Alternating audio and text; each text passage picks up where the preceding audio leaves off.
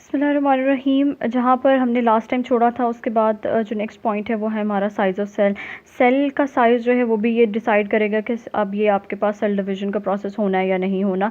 यानी कि एक सर्टन जो रेशो है जिनोम टू जो आपका वॉल्यूम ऑफ सेल, अगर वो जिनोम की वो रेशो साइटोप्लाज्म के सेल लेवल के साथ मैच कर रही है या वो रेशो पर्टिकुलर जितनी होनी चाहिए वो है, तो ये आपका सेल डिवाइड करेगा, otherwise it will not divide. ठीक है। और चौथी और सबसे इंपॉर्टेंट जो चीज़ है वो है कंट्रोल ऑफ एमपीएच फैक्टर, जो कि मैचुरेशन प्रमोटिंग फैक्टर है। क्या है ये फैक्टर? ये बेसिकली जब आपके सेल्स जो हैं उन्हें डिवाइड करना होता है तो दे रिक्वायर अ सिग्नल। ठीक है। अगर वो सिग्नल मिलेगा तो वो डिवाइड करते हैं।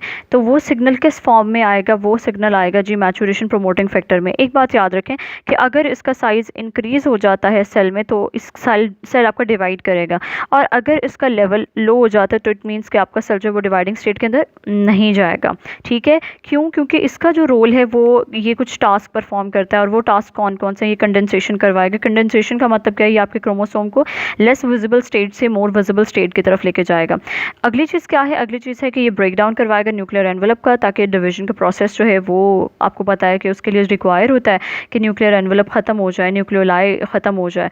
रीऑर्गेनाइजेशन करवाएगा सेल स्ट्रक्चर्स की, ताकि एक स्पेस मिले और सेल को डिवाइड करने के लिए। और क्या करवाता है? इनिशिएट करवाता है आपके पास माइटोटिक फेज़ और एस फेज़। क्यों? क्योंकि mitotic phase M phase interphase के बाद आता है, जहाँ पर इंटरफेज़ जो है वो आपका ऑब्वियसली वो ग्रोथ फेजेस पर मुश्तमिल होता है। तो उसमें एंटर होने के लिए ज़रूरी है कि पहले जो है वो मैचुरेशन प्रमोटिंग फैक्टर डिसाइड करे कि उसमें एंटर होना है या नहीं होना। तो आपका ये जो एमपीएच फैक्टर है, यहाँ पर यही बात लिखी हुई है कि अगर इसकी कंसंट्रेशन हाई हो जाएगी तो आपका सेल डिवाइड करेगा, अदरवाइज़ डिक्लाइन के केस में ये डिवाइड नहीं करेगा। ये क्या करता है? ये बिलोंग करता है, यहाँ पर इसकी कुछ तारीफ़ वगैरह लिखी हुई है। जो इंपॉर्टेंट पॉइंट है इसमें वो ये है कि ये कैटालाइज करता है transfer of phosphate group from, अब जब आपको सेल ने डिवाइड करना है और उसने सिग्नल लेना है तो उसने सिग्नल किस फॉर्म में कैच करना है? वो होगा कि फॉस्फेट ग्रुप उठाया जाएगा, क्योंकि एटीपी इज़ ट्राईफॉस्फेट फॉस्फेट है, उसके अंदर 3 फॉस्फेट ग्रुप्स होते हैं। तो एक फॉस्फेट ग्रुप उठाया जाएगा और उसको ट्रांसफ़र किया जाएगा टारगेट प्रोटीन में। प्रोटीन कौन सा है जी? प्रोटीन आपके पास ये दोनों हैं। अब आपको एक चीज़ बता दी जाए कि जो आपका मैचुरेशन प्रमोटिंग फैक्टर है वो इन दोनों पर मुश्तमिल है। ठीक है। ये इसके 2 पार्ट्स हैं। तो ये शॉर्ट क्वेश्चन में पूछा जा सकता है कि इनके क्या है एमपीएफ फैक्टर जो है उसमें क्या फ़र्क है। आपका जो CDC2 है इसको हम बोलते हैं सेल डिवीजन साइकिल प्रोटीन भी बोलते हैं। ठीक है।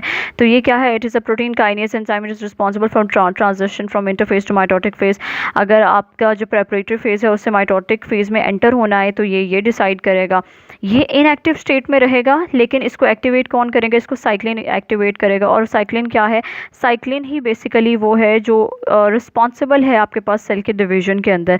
देखें जी, इसको तो एक्टिवेट करेगा CDC जो 2 है, इसको एक्टिवेट करेगा साइक्लिन। ठीक है। लेकिन जब सेल ने डिवाइड नहीं करना और G0 फेज़ में एंटर होना है तो साइक्लिन को कौन ख़त्म करेगा? साइक्लिन को ख़त्म करने के लिए यहाँ पर ये चीज़ लिखा हुआ है कि इसको डिस्ट्रॉय किया जाएगा इनएक्टिवेज। अब इसका जो लेवल है वो आपकी सेल के अंदर ना बढ़ता रहता है और कम होता रहता है। ठीक है। बढ़ता रहेगा, कम होता रहेगा, बढ़ता रहेगा, कम होता रहेगा। वो साइक्लिन का लेवल जो है वो ये डिसाइड करता है कि आपका सेल जो है, अगर यानी कि इसका लेवल इंक्रीज़ हो रहा है तो आपका सेल डिवाइड करेगा। और जैसे ही अगर हमने सेल को एंटर करवाना है G0 फेज़ में तो साइक्लिन का लेवल क्या हो जाएगा? बिल्कुल लो हो जाएगा। तो दैट्स समथिंग, जो प्रोटीन है ये रिस्पॉन्सिबल है आपके पास मैचुरेशन प्रमोटिंग फैक्टर को लेके चलने में। और यहाँ पर ये जो आपके पास डायग्राम में लिखा हुआ है, सारा कुछ लिखा हुआ है कि CDC2 काइनेज साइक्लिन ये दोनों मिलकर क्या बना रहे हैं? कॉम्प्लेक्स बना रहे हैं जिसको हम एमपीएफ फैक्टर बोलते हैं। और साइक्लिन को कौन ख़त्म कर रहा है? उसको इनएक्टिवेज ख़त्म कर रहा है। ठीक है। इनएक्टिवेज जो है ये आपके पास बेसिकली खुद ब खुद डिलीट हो जाएगा, ख़त्म हो जाएगा।